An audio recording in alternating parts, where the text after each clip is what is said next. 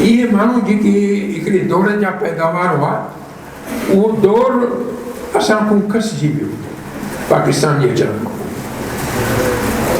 ऐं असां 50s में जेका सिंध हुई, सिंध यूनिवर्सिटी जी जेका मैट्रिक हुई पंजाब खां तमामु घणी अॻिते हुई, पोइ आहिस्ते आहिस्ते उहा डाइल्यूट थी आहे, उहा सॼा किंजाॾो आहे।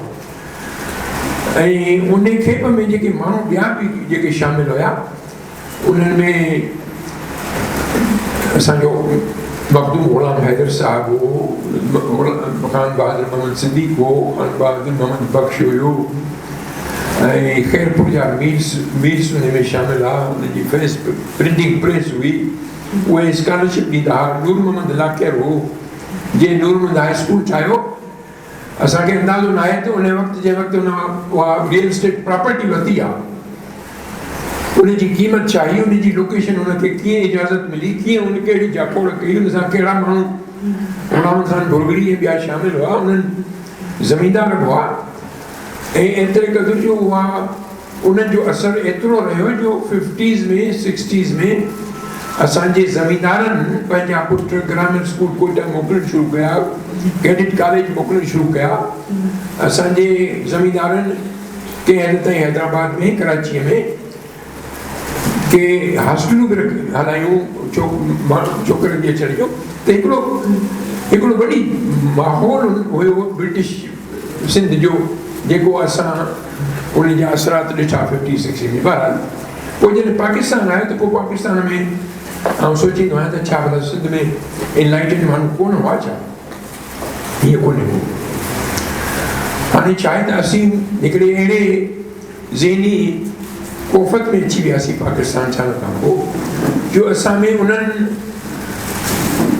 इनलाइटेड पर्सन्स जी क़दुरु ऐं सुञाण में असांखे ॾाढी ॾुखियाई थी। असां पाण मसूर थी वियासीं। पोइ वरी जेको 1990 खां पोइ जेको पोस्ट मॉडर्न वर्ल्ड पई ठहे उन में त पाण हाणे असीं जेको आहे सो चोॾियल ते चढ़ी विया आहियूं, न को त चोॾियल बीहे, न को था लही सघूं। हाणे इहा जेका गर्दिश क़याम आहे उन में आउं वाज़ह तरह सां जेको आहे सो आउं ख़राज तहसीन पेश कंदुसि पलीज साहिब खे। पलीज साहिब मूं वटि 2 दफ़ा पंहिंजे घर में रही वियो आहे अमेरिका में। ऐं सुबुह जो आउं पंहिंजे कम ते वियुसि त नाश्तो रखी ईंदुसि, मंझंदि जो मुठी असो नाश्तो ते पियो हूंदो, वरी मंझंदि जी मानी रखी ईंदो, वरी शाम जो ईंदुसि त मंझंदि जी मानी उते पई हूंदी नेठि। ऐं पलीज साहिब पोइ उथंदो, मां मोटी ईंदुसि। मूं चई तव्हां मानी कान खाधी? चई मूं मानी खाइणु न सिखी आहे। मूं चयो तव्हां मानी खाइणु न सिखी आहे, इहो मतिलबु छा आहे हिन जो? चई संत में दर्स में हूंदा हुआसीं, ग़रीब जा ॿार हुआसीं ऐं मेस जे पैसनि मूं पैसा कढी ऐं किताब वठंदुसि, मानी घटि खाईंदुसि। हाणे उन्हनि इनलाइटेड पर्सन्स खे असां तव्हांजी पोत जेका आहे सा उन्हनि कुझु सुञातो आहे, असां कोन सुञातो। बहरहाल अहिड़ा माण्हू न रुॻो उहे हुया, पर उन सां गॾु गॾु हिकिड़ो पॉलिटिकल एक्टिविज़म थियो। उन्हनि में माण्हू जेके मुस्तदी सां ऐं अल्ट्रुइस्टिक यानी माइंड सां उन्हनि पार्टिसिपेशन कई, उहो सोशल एक्टिविस्ट हुआ। ऐं हाणे पोस्ट मॉडर्निज़म में तव्हां वटि हींअर नॉलेज एक्टिविस्ट आहिनि। ऐं उन नॉलेज एक्टिविस्ट मां आउं ख़ुदि पाण पियो मुस्तफ़ी थियां, छाकाणि त सिंधी ॿोलीअ में जंहिं मयार जूं साइंसी इल्मी ऐं फ़िक्री ऐं फिलासफ़िकल शयूं आउं पियो पढ़ां ऐं उन्हनि मां पियो फैज़ पढ़ायां, उहे मूंखे अंग्रेज़ी में कोन थियूं मिलनि। तंहिंजे करे दोस्त जेके लिखण वारा आहिनि, इनाम शेख साहिबु आहे, डॉक्टर अब्दुल गफूर साहिबु आहे, जामी साहिबु आहे। हाणे मां केतिरनि जा नाला वठां। इहे नॉलेज एक्टिविस्ट जेके आया आहिनि तव्हांजे पोस्ट मॉडर्निज़म में, वरी जेके डेडिकेटेड पर्सनैलिटीज़ में, हाणे मूंखे तव्हां माफ़ु कंदा जो आउं हिकिड़ो त मां हिते मुस्तदी सां तव्हां सां शामिलु थींदो न रहियो आहियां, तंहिंजे करे मां मूं वटि ॾाढी ओपराइप आहे सामाइन जी। ऐं मूंखे ईमान जी हद ताईं पक आहे त तव्हांजो हिकिड़ो पार्टिसिपेंट जेको आहे सो हिकिड़ी तहसीन ऐं हिकिड़ी ख़ुशामदीद जो लाइक़ु आहे, जेको आउं ॾेई नथो सघां। ऐं शख़्सियतुनि जी जेके शयूं मां पढ़ंदो आहियां ॾिसंदो आहियां जंहिंमें ताज जोयो साहिबु वेठो आहे, अदियूं आहिनि जेके उन्हनि जी ज़िंदगी कुझु वाक़ुफ़ु आहियां, ॿिया जेके दोस्त तकलीफ़ करण वारा आहिनि उन्हनि जी वज़न ऐं हैसियत आउं ॾिसां पियो त निहायत हिकिड़ो उत्साह वारो माहौल आहे। हाणे हिन खां अॻु में जेके असांजियूं चैलेंजिस आहिनि उन में वाज़िब तरह सां आउं कुझु चवणु चाहींदुसि जेको सुवाल जवाब जे टाइम ते शायदि थिए, पर हाणे इहा जेका सोशल मोबिलिटी आहे इहा उन में जेकॾहिं मूंखे इजाज़त ॾियो ऐं थोरो मतिलबु टाइम वधीक वठी वञा, इजाज़त ॾियो त मूंखे थोरो मुशाहिदो आहे अमेरिका जे सोशल मोबिलिटी जो, छाकाणि त 50 साल हुते रहियो आहियां ऐं फिज़िशियन आहियां त मुंहिंजो माण्हुनि सां तमामु गहिरो वास्तो आहे। अहिड़ी तरह सां असां यूरोप जूं ॻाल्हियूं जेके पढ़ियूं जेके खुॾनि जहिड़े शहर में जामी सां वञी लेक्चर करे या ॿियूं पढ़ूं था त यूरोप जी जेका सफ़र आहे उन खां बि वाक़ुफ़ु आहियूं त अमेरिका जी जेका मां तव्हांखे मुख़्तसिर जेका आहे सा तमामु ॿुधाईंदुसि त साल आहे 1757। जॉर्ज वाशिंगटन जनरल आहे ब्रिटिश एम्परर जो ऐं पिट्सबर्ग जी जंग लड़ियो आहे अगेंस्ट द फ्रेंच। उहा खटी अथई ऐं खटण खां पोइ हुनखे उमेदु आहे त हुनखे को प्रमोशन मिलंदो या कान मिली जेका न मिली, ऐं 1765 में हुन फाउंडिंग फादर सां कनेक्शन कयो जेको काफ़ी फ़ासिला परे हुआ, ऐं पोइ 76 में अमेरिका जी आज़ादी हासिल थी। उन खां पोइ 1995 में वाक़ई थी ऐं उन वक़्त जी अमेरिका जी काई साल वाशिंगटन साहिबु हिकिड़ो त कॾहिं स्कूल वियो ई कोन हो, ऐं जॾहिं सदर साहिबु थियो त हुनजे वात में सिर्फ़ु हिकिड़ो ॾंदु बचियो बाक़ी अची, ऐं जॾहिं वफ़ात कई अथई त हुनखे निमोनिया थी आहे ऐं उतां जा उन वक़्त जा सभु डॉक्टर जे गॾु थिया त उन्हनि जो डिसीशन इहा आई त भई हिनखे जेको आहे सो बैड ब्लड थियो आहे, हुन जूं 6-7 बोतलूं रत जूं हुन जूं कढियूं अथनि ऐं ॿिए 3 ॾींहं मरी वियो आहे। हाणे मरण खां पोइ हुन पंहिंजी हिकिड़ी वसियत छॾी आहे, उहा कहिड़ी त मूंखे 3 ॾींहं न पूरजो, छाकाणि त उन वक़्त जी हालत इहा हूंदी त कॾहिं कॾहिं सख़्तु बीमार घर जो भाती पोइ वञी जेरो ई पूरो ईंदा हुआ, छाकाणि त हाणे हुनजी वधीक नर्सिंग करण जी ज़रूरत ई कान्हे, सो हुनजी वसियत मूंखे 3 ॾींहं न पूरजो, न पूरियूं उन्हनि। इहो ई उतां जी अमेरिका ऐं उन खां पोइ जेका अमेरिका जेके छाल ॾिना आहिनि उन छाल में वॾो छाल आयो आहे, छाकाणि त उन वक़्त 13 कॉलोनियूं, वॾो छाल आहे त मिसिसिपी रिवर खां वेस्ट वारी अमेरिका जेका हुई सा फ्रेंच हुई, फ्रेंच जे कब्ज़े में हुई। बोनापार्ट साहिब खे नेपोलियन खे जंग लड़ी, उन $11 मिलियन में सॼी अमेरिका खे विकिणी ॾिनी।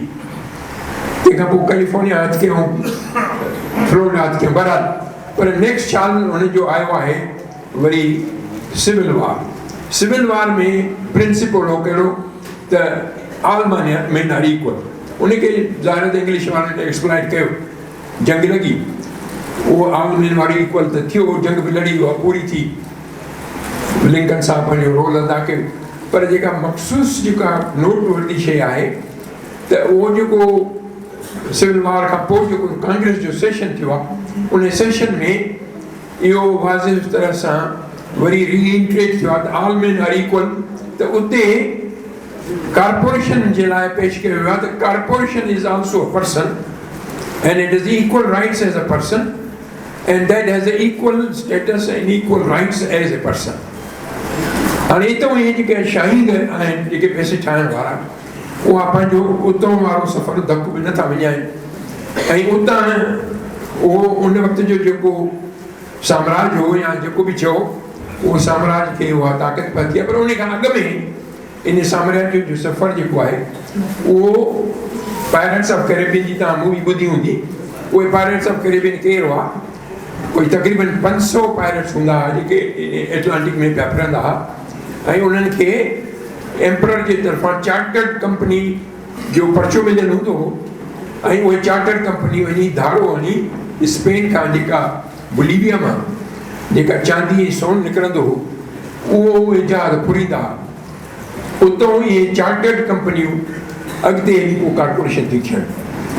हितां बि हिकिड़ो साम्राज्य जा जेके आहिनि से मुख़्तलिफ़ नमूना उतां शुरू थिया आहिनि, पोइ गिल्डे जे इजाई आहे जंहिंमें रॉबर्ट बैरन्स थिया आहिनि, पोइ वरी 1900 खां वठी 1929 ताईं जॾहिं स्टॉक मार्केट क्रैश थियो आहे त उन में ही जेकी स्पेकुलेशन इकॉनमी जो बुनियादु उतां पियो आहे, स्टॉक मार्केट जी वाधि उतां आई आहे, पोइ क्रैश थियो आहे, पोइ रोज़वेल्ट प्रेसिडेंट थियो आहे, उन ॾिठो त ही पब्लिक खे कोन छॾींदा फुरींदा, उन हिकिड़ो एक्ट कांग्रेस खां पास करायो, उनजो नालो आहे ग्लास स्टीगल एक्ट। उन जो मतिलबु हो त जेका बैंकुनि में पब्लिक जी डिपॉज़िट्स आहिनि उहे बैंकुनि खे इख्तियार न आहे त स्टॉक मार्केट में इन्वेस्ट कनि, त जीअं पब्लिक जो पैसो बचंदो रहे, हुन में गॾु ही शाही जेको आहे खपाए न छॾनि। उहो अचे 1992 में क्लिंटन साहब रिवोक कयो आहे, ऐं 1992 खां पोइ उन्हनि बैंक इन्वेस्ट कयो स्टॉक मार्केट में। 2008 जे डिबेकल में $3 या $4 ट्रिलियन पब्लिक जा खाई विया ऐं वॾो क्रैश थियो। उन खां अॻु में वरी नवां शाही ब्रेटन वुड जेका मुआहिदो थियो आहे, उन में चयोसीं हाणे सोशल कॉन्ट्रैक्ट तव्हां यूरोप मां खणी हिते आयो ऐं उहो असां तेसिताईं तव्हां सां जेको आहे सो प्रैक्टिस कयो आहे, हाणे असां इहो सोशल कॉन्ट्रैक्ट जेको आहे सो दुनिया खे बि उन सां मुस्तफ़ीज़ कयूं। ऐं उन में जेके हिननि यानी एक्ट कया आहिनि, कहिड़ो हिकिड़ो त डेमोक्रेटिक प्रोसेस आहे, ॿियो गोल्ड स्टैंडर्ड आहे, टियों यूनाइटेड नेशन आहे, चौथों नेटो आहे। हाणे इन जी उसूलनि जे तहत असां हाणे दुनिया खे बि इन सोशल कॉन्ट्रैक्ट मां मुस्तफ़ीज़ कंदासीं। ऐं उन खां पोइ कोई 20-25 साल कोरियन वार थी, वियतनाम वार थी, उन खां पोइ वियतनाम वार खां पोइ ॾिठो त उते सस्तो लेबर थो मिले, अमेरिका खे डी इंडस्ट्रियलाइज़ कयो अथनि, वरी उन्हनि जा माण्हू माराए, उन्हनि जा ई मुल्क ॿिया फतह करे उतां वरी हिते अमेरिका जूं फैक्ट्रियूं खणी विया, यूरोप जा ॿिया माण्हू अची विया आहिनि, उन्हनि ब्रेक्सिट खां जान छॾाए दाऊं करे भॼी विया आहिनि। त अर्ज़ु आहे त यूरोप सां बि जेको इहो जेको सोशल मोबिलिटी वारो जेको माण्हू आहे, आम माण्हू, उन सां कहिड़ी वेदन थी आहे, अमेरिका में कहिड़ी वेदन पई थी थिए, असीं हिते किथे बि चाहियूं, किथे जेको कुझु असां सां थिए पियो थो, इहे सभु शेडो अथव, स्क्रिप्ट उतां पई थी लिखिजे। ऐं उनजो शाहकार किताब मां तव्हां सां शेयर कयो आहे, नियो कॉलोनिज़म, गाना जे पहिरें प्रेसिडेंट निक्रुमा लिखियो आहे। हाणे ॻाल्हि आहे सभिनी शयुनि जे जेके वाकरा मां तव्हां सां शेयर कया, इन्हनि जो संगम छा आहे? हाणे संगम जा जेके बहितरीन शयूं जेके लेखक आहिनि से तव्हांखे ॿुधाईंदा, संगम हिते अचे पहुतायूं। हाणे ॻाल्हि आहे त इन्हनि जो जवाबु छा आहे, छाकाणि त इहे त हाणे रोअण जूं ॻाल्हियूं जेके आहिनि से इलाही करे सघनि थियूं। इन्हनि जो जवाबु छा आहे, असीं कहिड़ी जाइ ते बीठा आहियूं? ऐं ॿाहिरि त जेके गाइडेंस वठणी आहे, साइंटिफिक गाइडेंस वठणी आहे, त उन में ॿ माण्हू आहिनि जिन खे ॿुधण जी ज़रूरत आहे।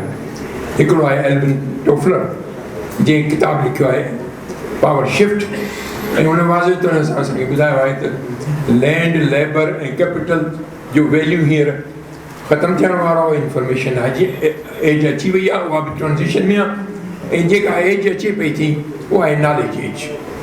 ऐं जेको पावर होल्डर हूंदो उहो नॉलेज डेमोक्रेटाइज़ थियो आहे, तव्हांजे फिंगर टिप्स ते आहे। हाणे तव्हांजी इनलाइटनमेंट जेका यूरोप में आई, जंहिंमें सुजागी आहे इनलाइटनमेंट माना त तव्हां पंहिंजी अंडरस्टैंडिंग सां यूनिवर्स खे सम्झो, पंहिंजी सुधारो कयो। अॼु जी इनलाइटनमेंट आहे त तव्हां इल्मु एतिरो पिरायो जो तव्हां इन दुनिया जी जो जेको वर्ल्ड व्यू आहे उहो एतिरो हुजे जो तव्हां पंहिंजे ई डाट्स मिलाए ईंदव।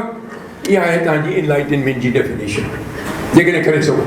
इहा आहे अॼु जी इनलाइटनमेंट, छाकाणि त उन में तव्हांजी माशियात, तव्हांजी इकॉनमी, तव्हांजी समाजियात, तव्हांजी सोशल, इहे सभु संभालियल आहिनि। जेसिताईं की तव्हां उन लेवल जो नॉलेज ऐं उहे डाट्स हिकु असांजो सिंधी न वापराईंदो, न उन लेवल ते आणींदासूं, त अञा असीं पोइते आहियूं इन पंध में।